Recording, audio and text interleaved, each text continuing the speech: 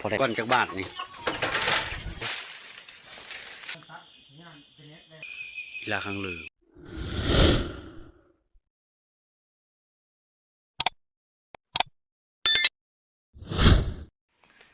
สบายดีแล้วก็สวัสดีตอนนี้ก็มาหาอยู่หากินมาหาปลาให้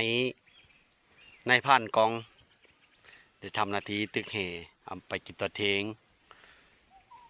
เอาเกมตึกก่อนบัดขึ้นแล้วมันสิได้หลายหรือได้น้อยสำใดตอนนี้ก็ยังได้แบบกระถางเป่าอยู่ปลาคอน้อยปลาธรรมชาติน้องนี่แบบปลาธรรมชาติมีเนี่ยแล้วก็ปลาเลี้ยงเบิดแล้ว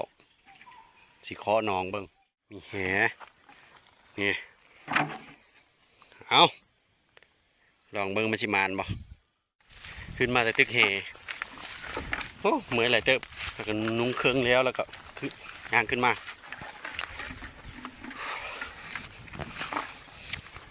เฮ้ป่าที่ใดพอได้ต้มแจ่วเขาพอเจ้ากองทำให้เท่าทาอยู่เถียงคนกำลังดังไผ่ทาก็เจ้ามาแต่ฮือไฮไปเบิ่งกันเลยนี่ก็ย่างมากใกล้ชิฮอดเถียงเราแล้ว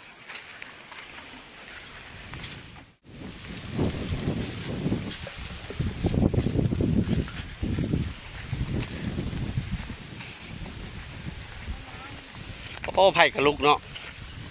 คักรีไผ่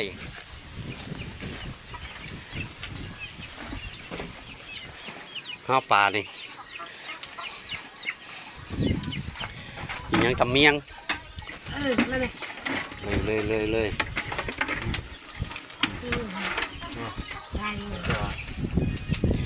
ได้ลายอยู่บ่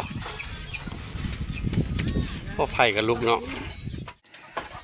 กินข้าวจำเมียงก่อนจากบ้านนี่หิวข้าวปั้นไว้เอาไว้ถ้ากินไว้กินกับแกงป่านี่หิวข้าวแห้งเอาก่อน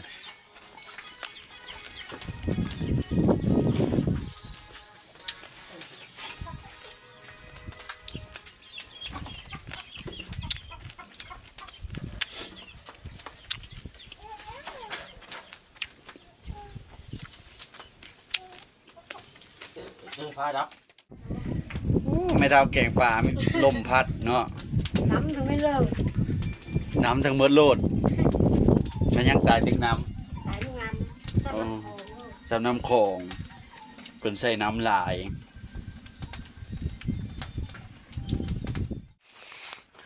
ทุกคนตอนนี้ก็ค่ำๆแล้วหลังจากกินข้าวกินน้ำแล้วก็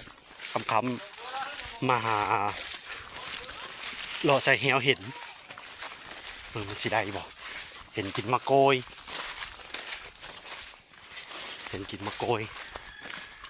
อยู่หลงอยู่ป่าอยู่ไฮมาไปจะฮอดสวนกล้วยเลยพี่น้องฮะดิสวนกล้วยกันฮอดเลยนี่น่าถ่ายนี้คือเฮ็ดนี่ถ่ายแหวนะนี่มองมันจะได้รู้ดังนี้นะนะเรื่องยักษ์มองไปดิลิ้นไปเด็กโมงนี้เด็กโมงนะเด็กโมงเสร็จตัวนี้เสร็จตัวนี้เด็กโมงตัวนี้มันขึ้นไปแล้วก็พอดีมันตู้นี่มันยักษ์รถมีแง่ก็ไม่ก็ตู้รถยักษ์นะยักษ์เป็นกระไรวันนี้มียักษ์งุดจุดแต่กันดิบ่ยากหรอ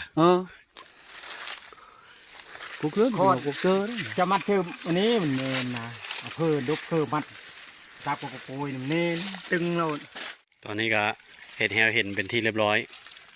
เห็ดแหวเห็นใส่ต้นกล้วยนี่สายลวดน้อยๆนี่มันไต่ขึ้นไปหาต้นกล้วยขึ้นไปกินมะกล้วยยังเหลือแต่2 หน่วยเมื่อคืนนี้ก็มากินมะกล้วยสุกยังเหลือ2 หน่วยไปเบิ่งมื้ออื่นเช้าเฮาจึงค่อยมาหยามแถวนี้อีกต้นหนึ่งมันมี2 ต้น ตัวนี้มากเดียวมีมะกล้วยมากเดียวตัวนี้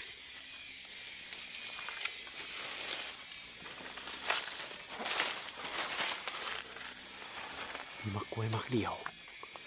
จุดยังหมูเบิด ได้ละนอนตารางนอนอู้นั่นก็เบิ่ง YouTube อยู่ทิปได้เซยเขามีเจ๋งติ้งตั้งโทรศัพท์นะ มาหายพออย่างเกาะ ขอตัวเอง มาให้พ่อต่อย อ่า มาให้พ่อต่อยบรรจำห้าน นั่นล่ะ เพิ่นได้นกย่างขาวนกกอกมาก อกได้ยากก็ได้ อืม หลายความเบา อืม กำลังโคกิน หลังจากใส่แหวเห็นก็มาแล้วก็ค้ำปึ๊บแล้วก็เฮ็ดกินนะบัดนี้เบิ่งมืออื่นเจ้ามันสิได้หรือบ่ได้แหวเห็นจ้ะ นอนลุ้นเจ้า อืมจากสิใช้รถคาดจะหยังบ่ฮู้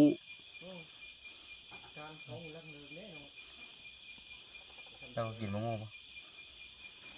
บ่ได้กิน ไม่กินไม่เคยกิน ยังบ่ได้กินจากเธอ แล้วงูสิงไม่เคยกินเจ้างูสิงเคยได้ เจ้ากินบ่ กินอันนี้มันก็ปล่อยปีกมา เถียงไห้เถียงหน้ามันก็บล็อกใหญ่จะช้ำเฮินอยู่แต่ไห้ดงพี่บ่ไกล 6 กิโลเมตรจากบ้าน ๆจากบ้านจำหาด6 ลัก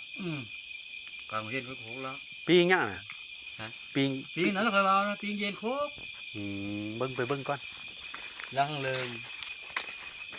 ลาครั้งเลยคิดว่าปีงไก่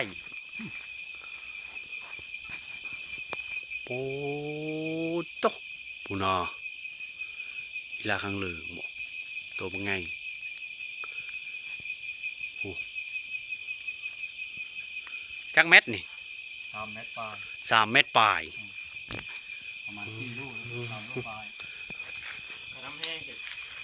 รัดเบิร์นหน้าพอเพลงเมื่อให้คอยกระคือนึง มีท่านท่านไปทำได้ที่นะ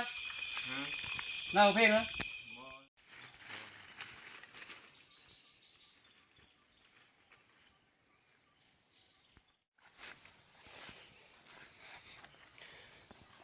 ถือระบอ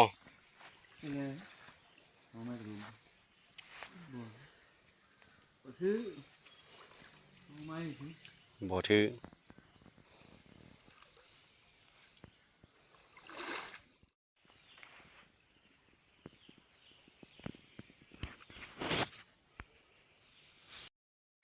ข้าวตายเถอะไปซื้อก้อนที่ร่างคือ7-8 ตัว